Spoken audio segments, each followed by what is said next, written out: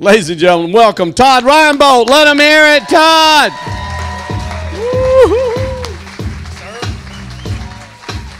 Hey everybody, what's up? How's it going? Not supposed to say that. So I'm here. My wife's always telling me how funny I am, right? Pretty sweet. But it's usually like, oh yeah, you're real funny, smart ass. That's her pet name for me. I think it's kind of nice. Same thing Mom used to call me. And yes, my wife sounds like a truck driver from New Jersey. But after a couple years, we've been married for about 2.5 years now. After a couple years, things can slow down, you know. The other night we're in bed together and I rolled over and, you know, tried to get a little something going. But she says, I can't tonight. I have an appointment with a gynecologist tomorrow morning. So I'm like, oh.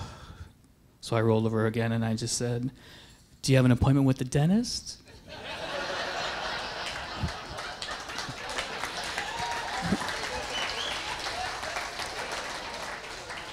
What I really wanted to tell you about is an amazing technique I've discovered that can get you out of almost any situation. My buddy walks up to the boss at work years ago and just deadpan says, hey, I gotta go home, I just shit my pants. Brilliant, right? What are they gonna say? No, go back out there and talk to another customer. The possibilities are endless. But there are two reasons it's difficult to master this technique.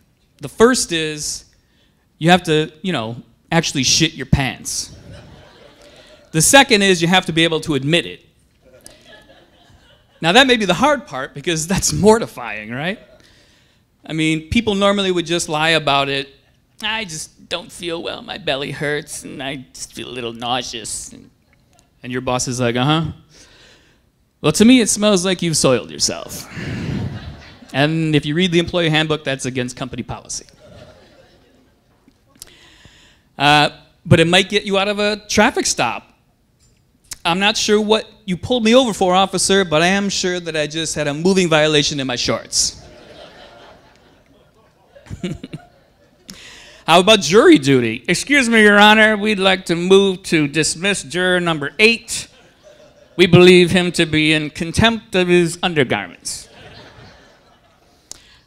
Get out of a bad internet date. Meet somebody on farmersonly.com. They show up at Ruth's Chris with overalls and a pitchfork. Might be the perfect way for you to prevent yourself from being somebody's bitch in prison.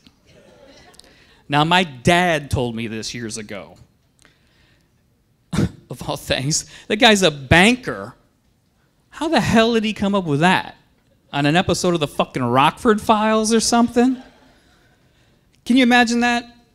Your father takes you around the shoulder and he's like, son, you ever find yourself in prison? Just crap your pants all the time, they'll probably leave you alone.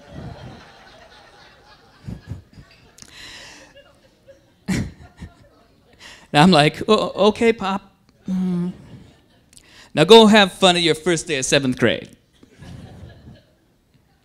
We hadn't even talked about the birds and the bees yet. What's that gonna be like?